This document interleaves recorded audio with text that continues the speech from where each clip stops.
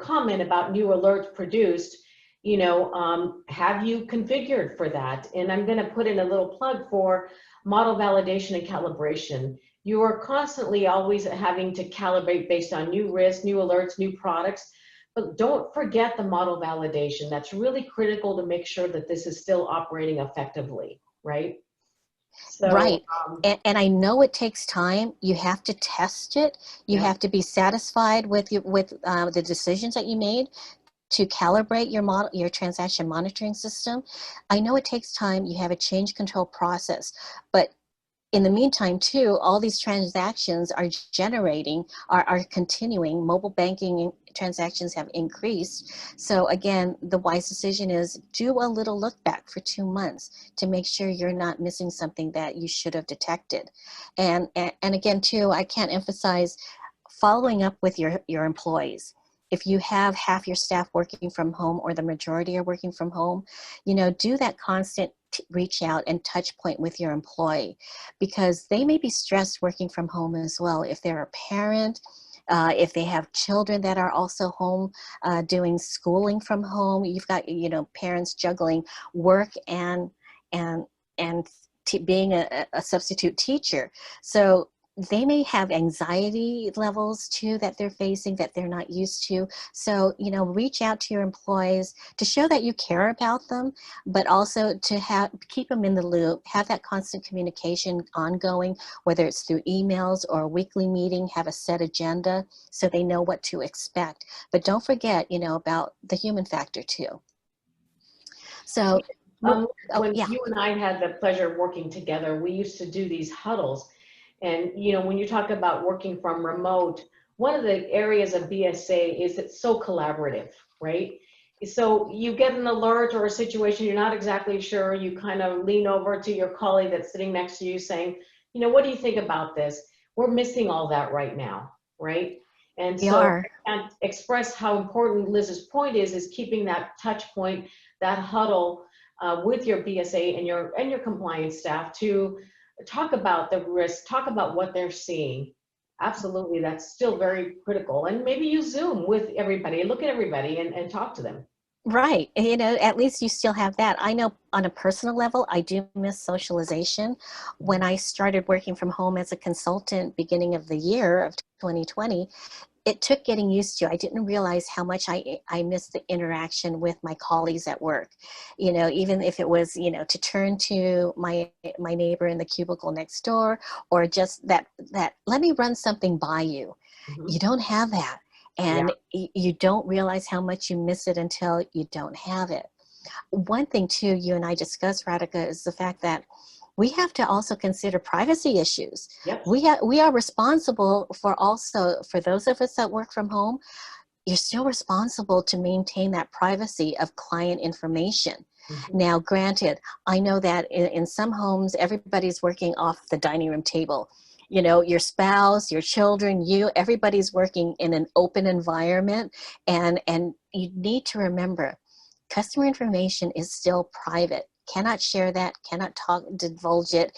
And if you have to go on a conference call that you're going to discuss personal information, excuse yourself. If it means going to the backyard or a closet, the bathroom, this way you don't put your family you don't put your family in jeopardy of having to expose them to private information, as well as, also violating the privacy responsibilities you have for your customers at the bank. Just that little side note.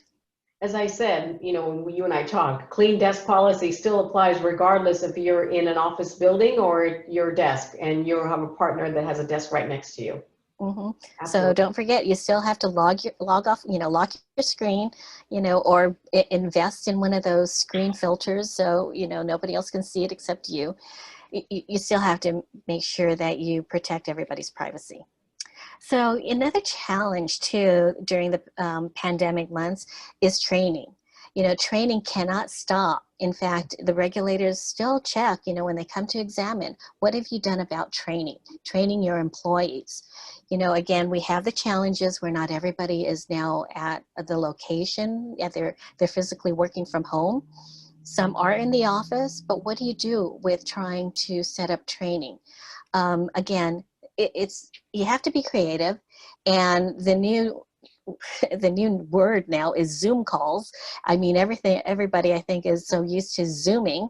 So you can also set up training with Zoom sessions. And I think the flexibility too with the Zoom sessions is that you don't have to ensure that you offer it, at a certain time of a day or a month to ensure everybody's there in person to provide that in-person training. You can be flexible enough where you can even record the session, and you can have employees log in and see the same session that somebody else saw yesterday.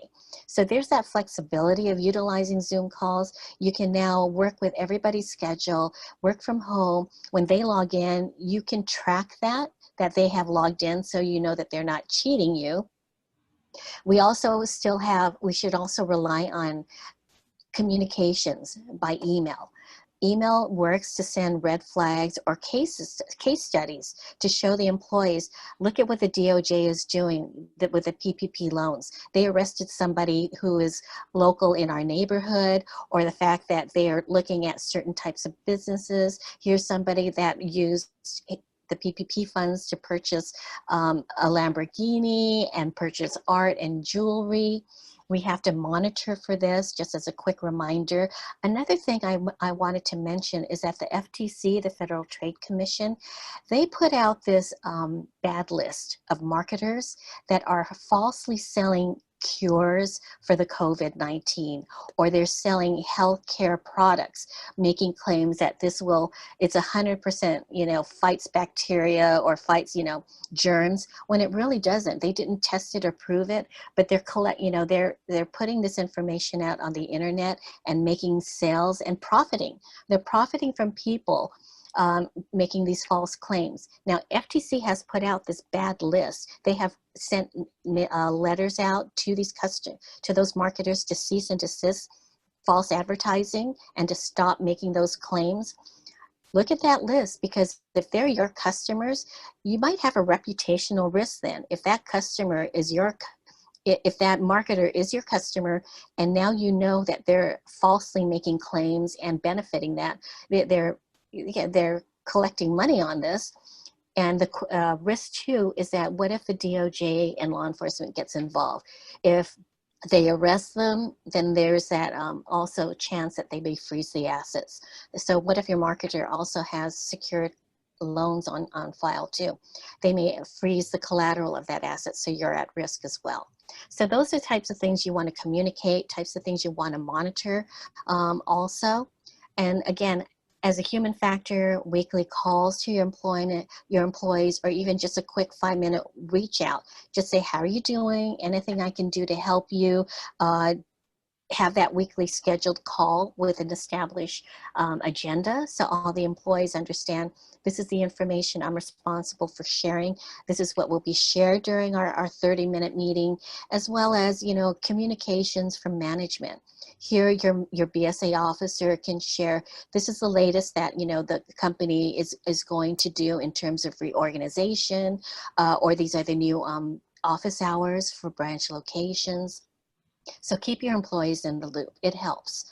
And at the touch point too, even something as simple, hey, happy birthday. I remembered your birthday today. Here's a virtual birthday, greeting from everybody. Little things like that still keeps everybody, in the loop. And creative training, again, be creative. I think utilizing Zoom calls and being flexible is a great way of ensuring everybody is trained. It's not just BSA and OFAC. There's all sorts of other regulatory requirements to train employees on compliance. And then hopefully most institutions now are using a computer-based training system, a learning management system. So make sure that that's still on track, and you track that employees are properly completing the training sessions within that time frame as well. Don't let anything go through the cracks. And we all know training is one of the pillars, right? But oh yeah. At the end of this presentation, we also have provided you, and it was mentioned earlier, links to several of the publications that we use to create some of the content today as well as other resources. However, when we're talking about training, some of the best training is the anecdotal training. You know, taking these case studies that we're hearing about in the news from the Department of Justice, from the FTC, and things like that, and using that as a training mechanism for your Zoom or your board. I mean, I really encourage you to take some of these examples and say, in our community or in this state, these are some of the new risks that have emerged in our state from a BSA perspective. This is what we're doing to combat that risk in our program. That's the kind of training I would deliver to your board now, because when board members come on as a board member to your institution, they have to take the basic, you know, training about BSA and the pillar requirements and all the elements for the program. But let's take it to another level. Let's share with them why this is important. Let's share with them all the good work that you're doing in order to combat some of the new COVID-related risk as well as the existing BSA risk. But let's share those case studies. Oh, it's so true. I can remember an operations officer where, as much as I would say tax fraud is illegal and we need to report on it, and the operations officer just kind of pushed it aside until I started sharing tax fraud stories and how individuals as well as companies were being implicated on tax fraud. Then the operations officer said, oh, I get it now.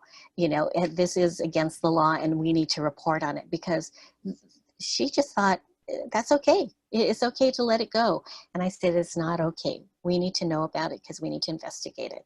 And again, you have to remember, what are the risks to your institution? Reputational risks, seizure asset risks. Again, start considering that.